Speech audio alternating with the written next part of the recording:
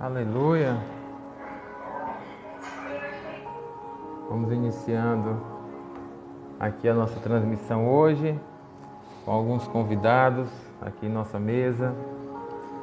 Glória a Deus, bendito seja. Estão com medo de aparecer aqui, não vou mostrar ninguém. Vou deixá-los privativos. Hoje vamos estar compartilhando sobre o tema que introduzi, na semana passada, falando sobre os elementos do reino, 9 elementos do reino. E eu acredito que hoje vou ficar mais em um elemento específico chamado o estado. Se você não sabe o que estamos falando, que você possa voltar no vídeo anterior e se atualizar sobre esses 9 elementos que compõem o reino de Deus.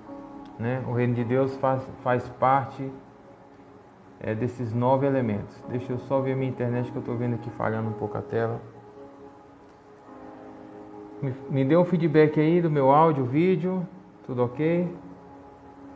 Beleza. Então sigamos. Hoje eu estou com alguns convidados aqui, como eu falei, Sejam bem-vindos. Shalom a essa classe, com o intuito de expandir o Evangelho, expandir a nossa visão ministerial, aquilo que nós carregamos como uma mensagem para as gerações, para as nações, para a nossa nação no Brasil. Acreditamos que o Pai tem nos entregue algo muito especial e nós queremos compartilhar com você que nos acompanha, que segue as nossas postagens, publicações, as nossas ministrações. Queremos abençoar a sua vida hoje, como família, como congregação aqui reunidos. Nós já declaramos o Shalom sobre a sua casa, sobre a sua família. Mas, falando dos 9 elementos que nós falamos na semana passada, que compõem o reino, vamos lá recapitular. O primeiro eu falei do Evangelho, o Evangelho da salvação, as boas novas, as boas notícias. É um elemento importante. Durante muito tempo, esse elemento foi o único apresentado, à sociedade. Só se falava de salvação e só resumia o Evangelho e o reino de Deus à salvação. E a salvação, ela faz parte, mas não é tudo o que o reino de Deus abrange. O reino de Deus também está relacionado a leis, Nós somos salvos para aprender a caminhar em justiça, nos mandamentos do nosso Deus, o nosso Pai eterno, conforme a sua vontade para a nossa vida, para o seu povo. Então, é um elemento também que está dentro do reino de Deus, são as leis, a Torá, não a lei legalista, mas a lei que dá vida. Também temos o Estado, assim como a sociedade civil, que tem o seu Estado. Hoje a nossa nação do Brasil tem Brasília como seu Estado, como seu Distrito Federal, onde estão ali movimentando tudo o que se refere às decisões da nação. Então nós também, como reino de Deus, temos um Estado constituído. O nosso rei é Cristo, O nosso rei é Cristo e os seus ministros, os seus embaixadores, que estão compondo aí esse Estado. E tem outros mais, calendários, festas, economia, o que mais me ajuda aí? Cultura, Foram 9 que no dia eu me inspirei para falar. Você possa voltar a anotar tudo direitinho. E hoje eu quero falar especialmente sobre esse Estado, o que hoje muitos entendem como igreja. A igreja não é simplesmente a igreja bíblica, Ela não é simplesmente uma congregação prédio de tijolos. Isso é um auditório, Isso é um galpão, muitas vezes.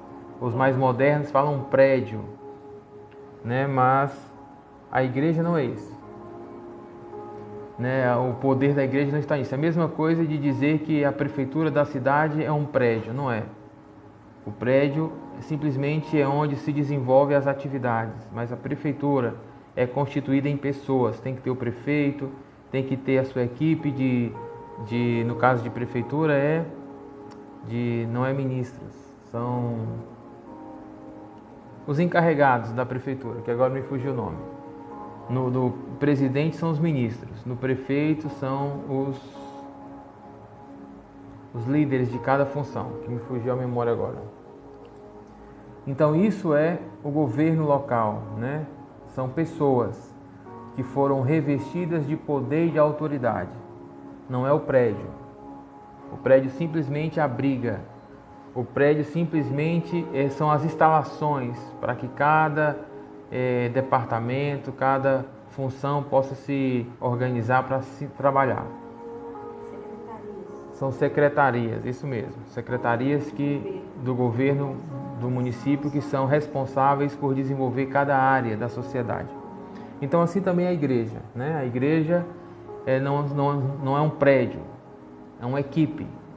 Né? Temos um cabeça que é Cristo, Yeshua, e ele constituiu ministros que compõem esse estado, né? Que também podemos chamar de igreja. Eu não gosto muito da palavra igreja, por quê? Porque a palavra igreja não traz muito a ideia de qual é a missão desse chamado. A palavra igreja, bendiciones, evangelista Luiz, profeta de Deus. Outro dia mirei su prédica em La Calle, estava muito hermoso, bendiciones, pronto venga Brasil.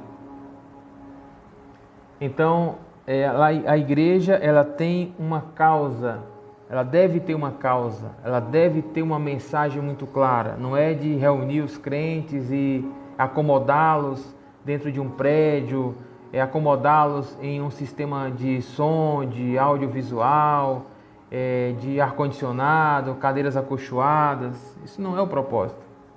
O propósito é dar às pessoas uma causa pelo qual viver o Evangelho.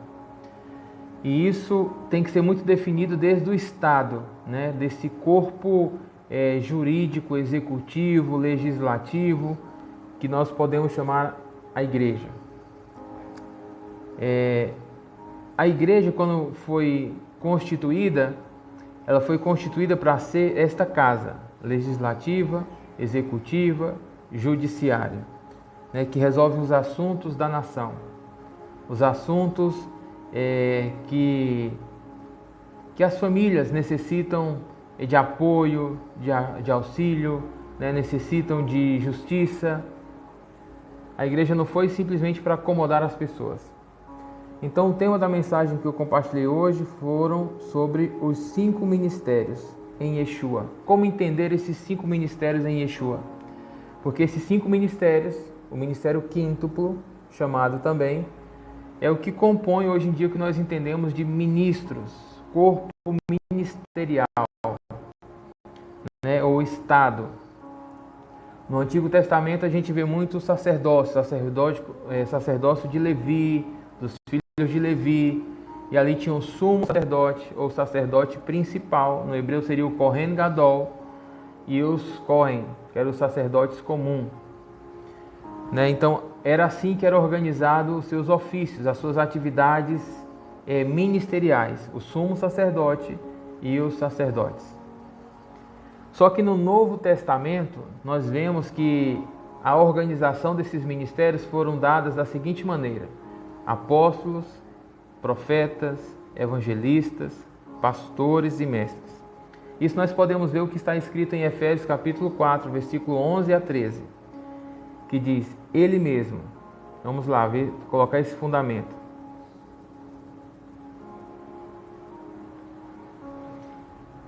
Algumas versões diz: foi Ele quem deu os dons às pessoas. Aqui falou de dons, né? Alguns creem que o ministério é um dom.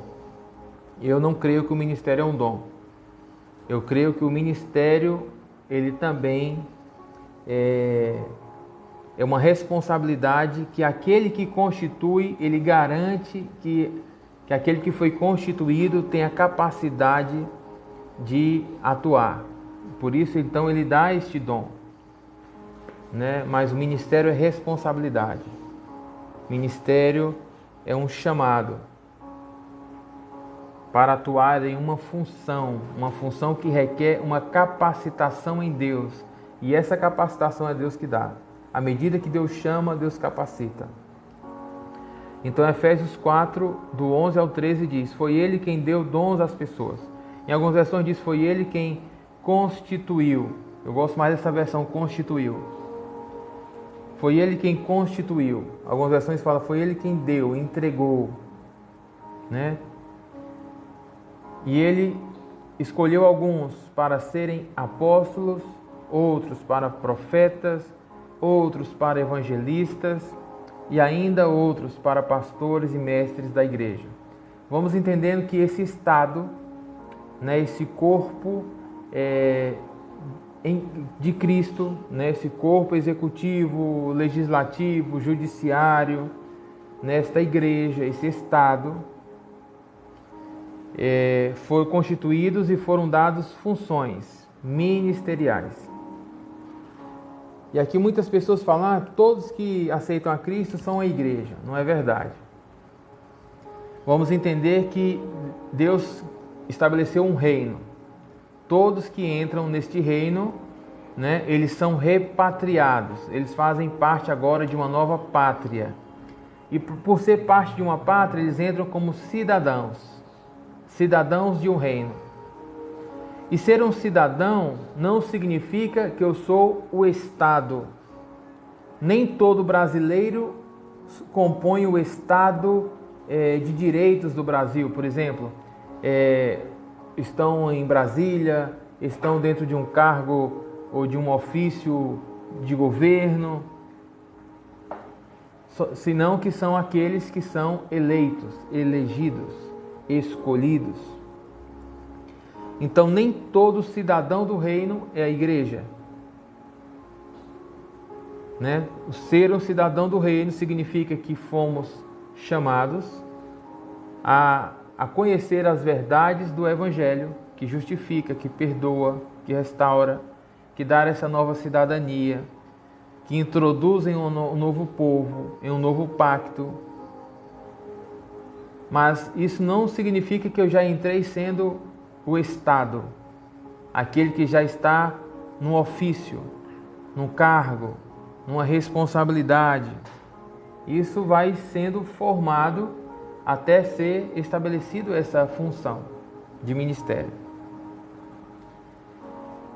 Então diz que no Novo Testamento não se trata de ser sacerdote, sumo sacerdote, mas sim 5 ofícios ministeriais: apóstolos, profetas, evangelistas, pastores e mestres.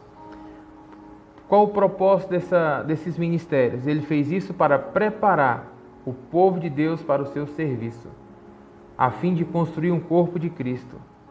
Ou seja, são esses ministérios que preparam o povo para não só o serviço, né, mas também prepara o povo para um relacionamento com o Pai, para exercer um sacerdócio na sua casa, na sua família, né, para triunfar sobre as trevas. O versículo 3 diz: desse modo, todos nós chegaremos a ser um na nossa fé e no conhecimento do Filho de Deus. E assim seremos pessoas maduras, alcançaremos a altura espiritual de Cristo. São esses ministérios, esses 5 que eu falei, trabalhando em unidade, são a ferramenta, né, de Deus, do Pai, para amadurecer o povo, para dar crescimento, maturidade, entendimento, para dar treinamento em muitas áreas. São os ministérios, esses mencionados. Infelizmente, em muitos lugares hoje em dia não se crê, né, se nega esses ministérios. Alguns dizem que isso já cessou em Atos dos Apóstolos, que já não existem mais apóstolos, somente os 12 apóstolos do Cordeiro. E Paulo seria o 13º, né? Esse que foi chamado aos gentios. Isso não é verdade. Que já não existem mais profetas, porque os profetas, o último profeta foi João. E a própria Bíblia, a Escritura, ela nega que isso cessou, né? Ela afirma que ainda existem, né? Como o livro de Atos, capítulo 13, fala de Barnabé e Saulo. Eles estavam na igreja em Antioquia e estavam em contínua oração para ser para saber o que fazer, né, para Jesus, para o reino, para onde estabelecer o reino. E diz que o Espírito Santo os apartou e os enviou. E a partir dali, né, passaram a se chamar apóstolos, tanto Paulo quanto Barnabé. E diz que nesse lugar de Antioquia haviam profetas e mestres. E já era no Novo Testamento. E ainda tinha profetas. Sempre houveram profetas. Porque faz parte do corpo de Cristo sobre essa terra. Então, vamos entender aqui. Existe diferença de instituir, de constituir. O que é instituir? Significa fundar. Significa dar início a alguma coisa. Aquilo foi instituído. Quem é que pode instituir? Somente uma autoridade absoluta. No caso, Deus instituiu o casamento. Como foi que Deus instituiu? Entre a união de um homem e de uma mulher, que juntos formariam um propósito. E a partir daí, eles podiam constituir uma família. Qual é a diferença de instituir e constituir? Instituir é fundar, constituir é agregar. É você trazer outros para fazer parte do que você vive, do que você faz. Isso é constituir. Constituir é você trazer uma pessoa para sua casa, para sua família, a uma constituição. Então, aqui nesse contexto de Efésios 4 diz que Deus constituiu, ou seja, os ministérios não são o fundamento é Cristo, o fundamento é Yeshua. Efésios 2:20 diz que Ele mesmo é o fundamento dos apóstolos e dos profetas. Yeshua foi instituído como o elemento principal, como o Cordeiro, como aquilo que habilita o acesso ao reino de Deus. Yeshua. Somente em Yeshua, em Jesus, temos acesso ao reino de Deus. Não é através de apóstolos, não é através de profetas, não são através dos outros ministérios. Somente Jesus é o caminho, a verdade e a vida ao Pai. Mas esses ministérios foram constituídos para quê? Para amadurecer, para formar, para dar formação, crescimento, treinamento. Para isso foram dados os ministérios. Não são pastores que salvam, não são mestres que salvam, apóstolos, evangelistas, enfim. Todos esses ministérios, podemos entender isso, essa ideia desses ministérios não nasceu simplesmente de dar cargo às pessoas, mas dentro de uma intenção divina. Essa intenção está profetizada em Isaías 61. Se você puder, abra comigo Isaías 61.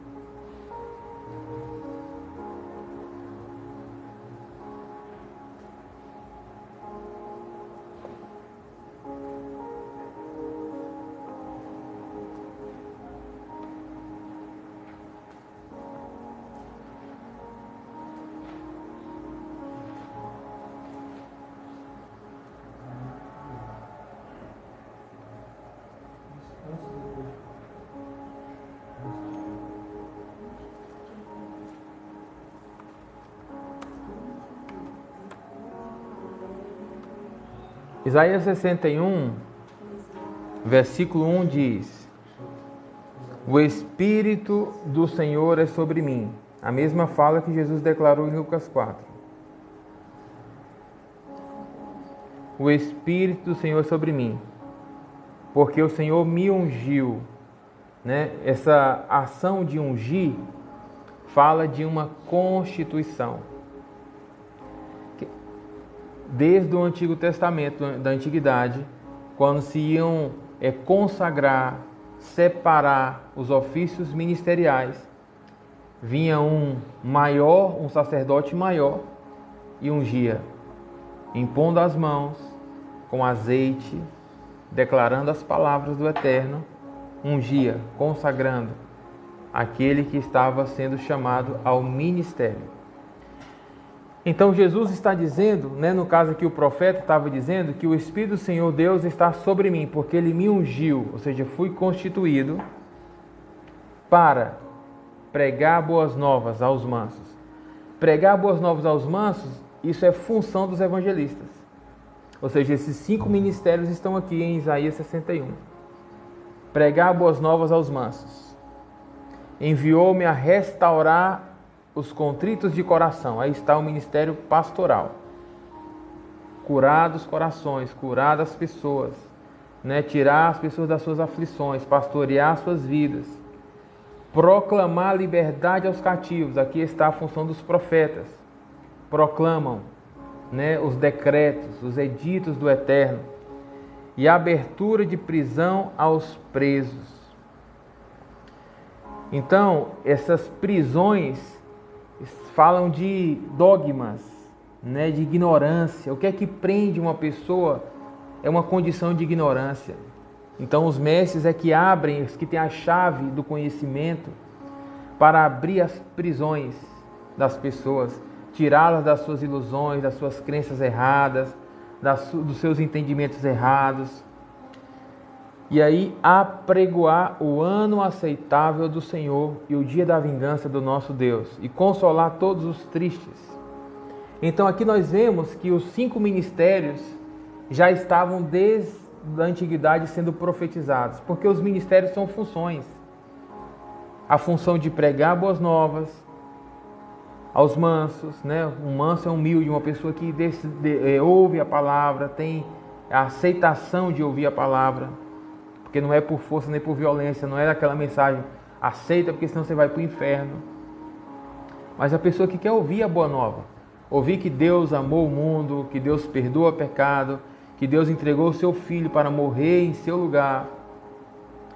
E também fala de enviar e restaurar os contritos de coração. Ou seja, os 5 ministérios estão aqui. As funções dos ministérios estão aqui. No hebreu, algumas palavras diferenciam do grego para o hebreu, mas as funções são as mesmas. Por exemplo, o que é um ministro? De onde vem a palavra ministro no grego? A palavra ministro vem da palavra diácono. Diácono não é um cargo nas igrejas, Hoje em dia a gente está acostumado a ver aí, vão os diáconos da igreja. A palavra diácono significa ministro, aquele que foi chamado ao ministério para servir a um propósito. Só que os diáconos geralmente se colocam, a igreja moderna coloca o senhor de terceira idade, que fica ali na portaria da igreja, que fica ali recolhendo os dízimos, as ofertas, que vai levar o pão para as pessoas. Só que todos que são chamados ao ministério têm que se encontrar dentro desses 5 ofícios ministeriais. Ou a função dos apóstolos, ou a função dos profetas, dos pastores, dos evangelistas e dos mestres. Só existem esses 5 ministérios. Não existe missionário na Bíblia. Isso é costume e tradição humana. A Bíblia não fala de missionário. Diácono não é um cargo, mas significa um que foi chamado ao ministério. Presbítero também não é um cargo. E aí eu já estou falando contra alguns padrões que a gente adotou como os corretos. Bispo, a Bíblia não fala de bispo. Tudo isso são erros de traduções. Os presbíteros, o apóstolo João, muitas vezes ele se chama como presbítero também. Porque o presbítero significa um ancião, alguém já com experiência, que já pode aconselhar, que já pode orientar. Então nunca foi um cargo. Geralmente as igrejas, as suas hierarquias, colocam o presbítero como alguém antes do pastor. Começa como auxiliar, depois é diácono, depois é presbítero, ou evangelista e depois é pastor. E não reconhece o ministério do apóstolo, que é bíblico, não reconhece o ministério dos profetas, só reconhecem dom do profeta, não reconhecem os mestres, até chamam doutores, mas não tem isso como mestre, né? Então, precisamos voltar para viver o reino de Deus na terra. Nós temos que resgatar os princípios da Bíblia, o modelo bíblico. E o modelo bíblico requer as funções bíblicas. Requer que alguns saiam para pregar as boas novas, né? Esse que vai pregar as boas novas, o que é o evangelho? No hebreu é bessorá, significa contar boas notícias.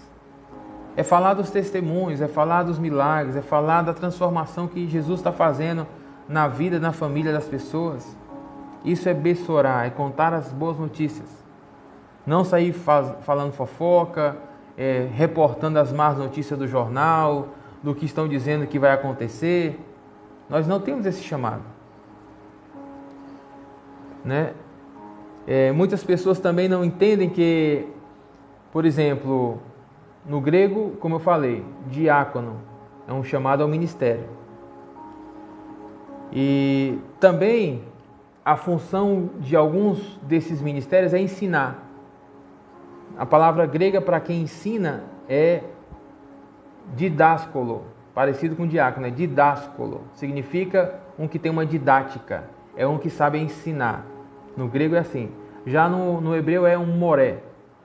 Moré significa um professor, alguém que foi dado uma capacidade divina, né, uma graça divina para ensinar, para expor as Escrituras, para mostrar a parte não revelada das Escrituras que muitas vezes lemos e não conseguimos compreender.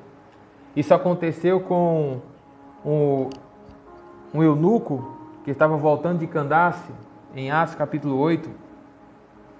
Ele estava voltando de Candace, estava voltando de Jerusalém, estava indo para Candace. Ele foi adorar o Senhor e voltou lendo o rolo do profeta Isaías, porque não havia Bíblia nesse formato de livro, eram rolos, pergaminhos. E ele estava lendo o trecho do profeta Isaías, especialmente 53. E aí o Espírito Santo, né, que também cumpre uma função importantíssima nesse rol de ministério, porque o Espírito Santo é o apóstolo. Muita gente hoje se intitula apóstolo. Uma pessoa, para dizer ser apóstolo, significa que está sendo enviado pelo Espírito Santo, representando ele mesmo. Então o Espírito Santo falou com Filipe, que aí atuava como evangelista, mas foi enviado como apóstolo até esse eunuco. O Espírito Santo falou: vai, se aproxima aquele carro. Então ele se aproximou e começou a ver esse eunuco lendo o rolo do profeta Isaías. E ele perguntou: você entende o que você lê? Então ele disse: como entenderei, se não há quem me explique, quem me ensine? Ou seja, ele estava lendo a superfície da Escritura, mas ele não alcançava a profundidade da Escritura. Era necessário um enviado, era necessário alguém que lhe mostrasse a parte não revelada da Escritura. Então ele começou a explicar tudo que ele havia aprendido desde o início da lei de Moisés, que convinha que o Cristo viesse feito carne, encarnasse, que não era um espírito, que não era um anjo, que não era um animal, mas era um ser humano, que veio para cumprir a tarefa especial de ser um redentor. Então ele creu de tal maneira que ele disse: para o carro, ali tem uma poça de água, o que é que me impede de ser batizado? Porque fazia parte das tradições, após se converter ao Evangelho do Senhor, né, se limpar nas águas, se lavar, ser imerso, né, para declarar que estava ingressando nessa nova comunidade, nesse novo povo. Então, Filipe atuou aí como um apóstolo, foi um enviado. E ao mesmo tempo atuou como um evangelista, foi dar as boas notícias. Qual é a diferença? A diferença é porque todo aquele que atua numa unção apostólica, ele está sendo enviado, ele não se auto-envia. Não é ele que diz assim: eu vou lá na casa de fulano, vou lá fazer uma visita, vou saber o que é que está precisando e vou conversar com ele sobre a palavra. Às vezes é o desejo do nosso coração. Mas aqueles que estão numa função apostólica, eles têm que ser enviados por Deus para uma tarefa especial.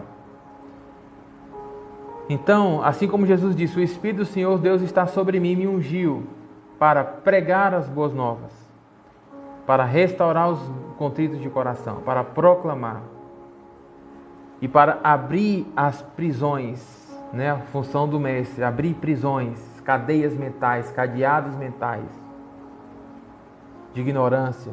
E no hebreu o mestre não é um didáscolo, como no grego, né? A sua palavra é moré, moré. Tem amém, palavra M-O, moré. Daí vem o nome Moriá. Moriá significa Deus me ensina, ou Deus é o meu mestre.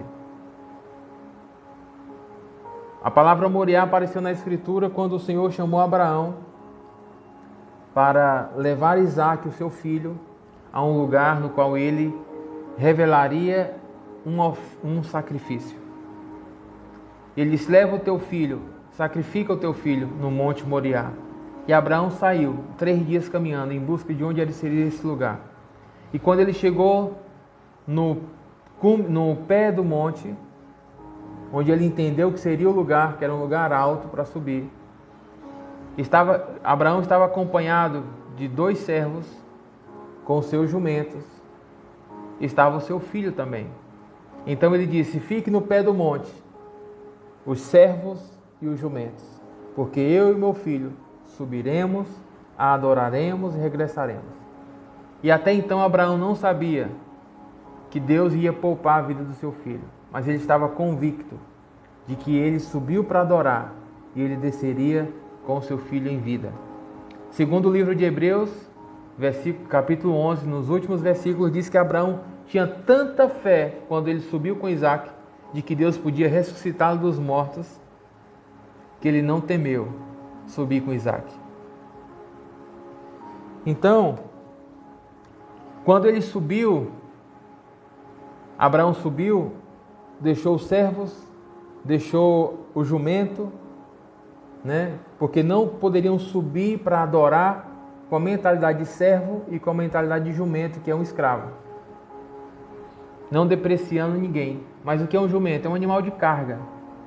Representa a escravidão. Só trabalha, não descansa. Ou seja, quem só trabalha e não descansa, quem tem mentalidade de escravo, não consegue subir para adorar. Não consegue subir ao lugar alto para ouvir a Deus, para alcançar a revelação do que Deus quer lhe mostrar. Então, quando Abraão subiu com seu filho, levando o cutelo, a faca, levando a lenha, Isaque olhou para o seu pai e disse: pai, eu estou vendo a faca, o cutelo, estou vendo a lenha para o sacrifício, mas onde está o cordeiro? Então Abraão disse a Isaque, ali Isaque estava aprendendo com Deus, através das palavras do seu pai, que estava cheio do Espírito. Ele disse: Yahweh Jireh, que traduzido ao português significa Deus proveu para si, meu filho, o cordeiro. Não é Deus proverá, porque Deus não vai prover no futuro. Deus já proveu no hoje, no presente. Deus já proveu para si mesmo. Tem até uma canção da Aline Barros que está fazendo sucesso com esse tema aí, Jeová Jireh. Yahweh Jireh. Deus já proveu para si, meu filho, o cordeiro. Não temas. Se Ele nos chamou até aqui, é porque Ele já preparou os recursos, já preparou o sacrifício. Então Abraão subiu confiado. Isaque estava na expectativa de aprender junto com seu pai. E quando Abraão preparou tudo, preparou o altar, colocou Isaque para sacrificá-lo naquele lugar alto, no qual se chamaria Moriá, Deus me ensina. Deus estava ensinando a Abraão, Deus estava ensinando a Isaque, porque a escola de Deus vem para a família. Deus trabalha com a dinâmica na casa, com a família. Então, quando Abraão estava pronto para poder imolar, e Deus estava provando a fé de Abraão, um anjo brada e diz: Abraão, para, não faz nada a essa criança, porque Deus já viu que tu és fiel. Abraão passou na prova. Quando Deus permite que a gente passe por uma prova, Deus sabe que a gente já vai ser aprovado. Deus não permite que a gente passe por uma prova para ser reprovado.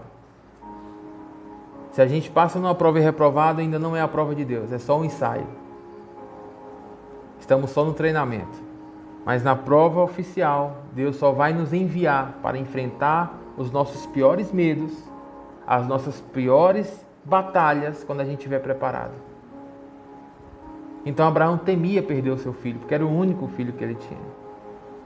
Já foi filho Perdão, ele tinha outro filho na carne, mas o filho da promessa, o filho especial, com a sua amada. Então, quando Abraão é paralisado por esta palavra, que não era necessário sacrificar a criança, então Abraão abre os seus olhos e vê a provisão. Estava num arbusto, lá no alto do Monte Moriá, um cordeiro, com a sua cabeça presa entre os galhos, que ali prefigurava, profetizando o cordeiro e a sua coroa de espinhos. Ou seja, já estava tudo preparado, desde o Antigo Testamento, desde o passado, a redenção já estava preparada. Então não foi necessário sacrificar Isaac, e se cumpriu. Abraão desceu com seu filho após ter adorado. A palavra adorar significa obedecer. Adorar não é levantar mãos, não é levantar voz, não é falar alto. Tem muitos que fazem isso, mas estão desobedecendo a Deus, então não adoram. Adorar é obedecer, é ter uma fé obediente. Então, esses 5 ministérios falam das suas funções. Tem o pastor, que é o que restaura os contritos de coração. Os pastores, no Antigo Testamento, a gente vê que os pastores não era um cargo ministerial, era uma função, um ofício profissional. Cuidavam de ovelhas, protegiam as ovelhas de serem iscas dos predadores. Quando elas estavam feridas, colocavam azeite na sua cabeça, lhe protegiam do frio, do calor, lhe guiavam os pastos verdejantes. Então isso é a função dos pastores hoje. Um pastor, dentro da palavra do hebreu, seria um roé. Roé é um pastor. Segundo o Salmo 23, diz que o Senhor é meu roé, o Senhor é o meu pastor. Ele me guia a pastos verdejantes, a águas de repouso. Ou seja, aquele que está cuidando no dia a dia. Um pastor tem que cuidar dia a dia. Não existe pastoreio sem relacionamento. Não existe. O pastoreio tem que ser um cuidado diário. Todos os dias. É como um pastor está ali com as suas ovelhas. Todo dia abre a porteira, elas saem do curral, do aprisco, vão lá para o pasto. Ele está observando elas, o que é que elas estão comendo, se elas estão em perigo, se elas estão precisando de água, de alimento, de alguma coisa. Depois traz elas de volta no final do dia para o pasto. Não pode deixar elas soltas. Porque se deixar ela solta no campo, vem os predadores à noite e atacam. Então o pastoreio necessita de relacionamento. Já os profetas são os que proclamam, estão sendo aí nos territórios, estão aí, são os que ouvem os decretos do Pai, estão liberando esses decretos nos territórios, estão lá falando o que Deus determinou. Então essas autoridades são constituídas pelo próprio Deus, não são pelos homens. Os homens reconhecem, por uma questão de ordem. Uma pessoa não pode se autoproclamar. Ainda que Deus me estabeleceu como uma função ministerial, temos que ter essa identidade muito bem firmada. Mas de que adianta eu ter essa crença que eu sou e isso não ser confirmado pelas pessoas que convivem comigo, pelas autoridades que eu me relaciono? Então, se foi uma constituição legal, haverá um reconhecimento. Uma pessoa não pode se autoproclamar pastor, evangelista, profeta, mestre. Deus estabelece, porque Ele constitui. E uma vez eu vi uma interpretação de um homem de Deus com relação a se constituir. Quando a Bíblia diz assim, Deus constituiu uns para apóstolos, essa palavra constituir, que vem de uma palavra grega, não está limitada ao passado, constituiu, passado, mas é uma palavra grega que se aplica tanto ao passado, quanto ao presente, quanto ao futuro. Ou seja, Deus constitui, continua constituindo.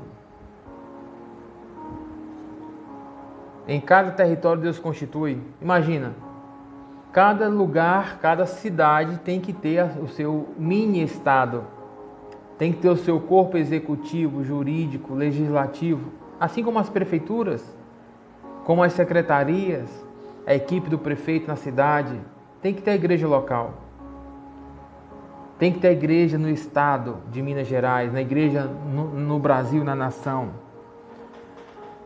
Somos a igreja brasileira, mas Deus nos confere responsabilidades geográficas, lugares, pessoas para cuidar, para atuar, para ministrar, para transferir desta vida que Ele tem nos dado, para levar essas pessoas a um crescimento, a uma maturidade. Por isso Deus estabelece casas, famílias, congregações. Não podemos caminhar em um relacionamento com Deus apartado disso, senão seríamos uma presa fácil.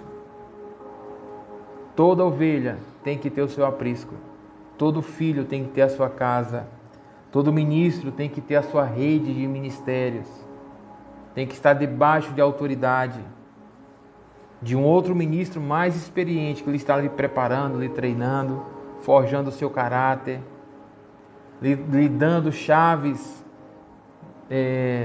do reino, no Espírito. Então, foi para essa finalidade que foram constituídos os ministérios. Enquanto você não se relacionar com os 5 ministérios, você não vai crescer. Precisamos nos relacionar com pastores que vão estar lá todos os dias. Como é que você está? O que você está fazendo? Com quem você está saindo? Com quem você está falando? Tem hora que a gente fica incomodado de tanta pergunta. Pessoas que são assim são pastores. Tem um ministério pastoral, cuidam. Os profetas sempre estão chegando nos lugares dizendo: eu proclamo a liberdade, eu proclamo a ressurreição sobre esse lugar, eu proclamo a saúde sobre esse território. São os profetas que estão sempre proclamando. Falam mais a atmosfera, aos ares. O profeta não é tão normal, né? Os profetas, eles parecem que têm uma visão 3D, 5D, sei lá. Então eles não veem nem as pessoas, eles estão vendo a terra, o lugar, as montes, as águas. Tem a sua mente criativa. Já os mestres, eles são muito literários. É tudo assim, a palavra significa isso. A definição dessa palavra é essa. Estão muito mais preocupados com a questão literária, com a educação. Olha, isso não se interpreta assim, se interpreta dessa forma. E a gente vê que todos trabalhando em unidade cumprem um propósito, Formam o corpo de Cristo. O corpo de Cristo não são partes isoladas, são partes integradas, integrantes. Tem que ter esses 5 ministérios. O apóstolo é o que dá do Espírito do Senhor. Não vou dizer do seu, não. Do Espírito do Senhor. Um apóstolo é um que consegue levar as pessoas numa dimensão espiritual. Tem uma unção para abrir céus, literalmente. Toda a vida que eu tive com apóstolo genuíno do Senhor, visões poderosas se desataram sobre a minha vida. Literalmente, vi o romper da barreira humana, do natural. Entrei no sobrenatural. Quando você encontra com apóstolos genuínos, sempre estão vivendo uma outra dimensão. Você está aqui, às vezes, preso em um temor, em uma realidade de enfermidade, o apóstolo vem, te desata isso, você está vivendo uma outra dimensão. Então, essa é a finalidade dos ministérios, que são o Estado. Amém? E o principal disso é levar cada filho, filha de Deus, cidadão do reino, a um crescimento como nação. Recorde que como nação nós somos família de Deus. Não só os ministros são família. Todos que são cidadãos do reino são família de Deus. Entrou na sociedade, foi repatriado na pátria celestial, é família de Deus. E Yeshua é o cabeça, Jesus é o rei. É o rei. Só que nós somos família de Deus. Juntamente com Ele temos as mesmas promessas, os mesmos direitos. E também tem algo muito importante, que nós somos também chamados a um sacerdócio. Eu não preciso ter um ministério na igreja, numa congregação, ou nessa assembleia, ou na Kehilá, né? Como são palavras que eu já ensinei em outros momentos. Eu não preciso ter uma função dentro dessa congregação para ter um sacerdócio. Porque todos nós temos um sacerdócio. Temos ele no âmbito pessoal, que significa o meu relacionamento diário com Deus. Temos um sacerdócio familiar, aqueles que já têm famílias, convivendo no mesmo teto, sejam casados, tenham filhos. Então tem um sacerdócio familiar. Né? E tem um sacerdócio congregacional. É muito bom estar como congregação, adorar o Senhor. Mas se isso também não for construído na nossa casa, em mesa, em relacionamento íntimo, também se não for construído na nossa vida diária, estamos perdendo o alvo. Estamos deixando de viver essa vida com Deus, essa cidadania do reino. Estamos sendo reféns somente da sociedade humana, da sociedade desse mundo caído, que tem outros valores, muitas vezes diferentes dos valores que devemos viver e aplicar. Então, esses ministros, esses ministérios, são os que formam a nossa mentalidade, a nossa cultura, são os que estabelecem e nos ensinam os calendários corretos, a forma de administrar nossas finanças correto, são os que nos ensinam sobre as chaves do reino, os códigos do reino, para podermos acessar e viver este reino em plenitude. Porque recorde a oração de Jesus: Pai, venha o teu reino, que seja feita a tua vontade aqui nesta terra, assim como ela está sendo também no céu. Então esse é viver o reino de Deus. Amém? Então vou encerrar por aqui. Deixem seus comentários, compartilhe esse vídeo com outras pessoas, compartilhe algo que estava no meu coração, no meu espírito. Sei que é algo que ainda pode ser desenvolvido muito mais. Creio que nas próximas classes, próximas transmissões, estarei abordando algo complementar a esse tema.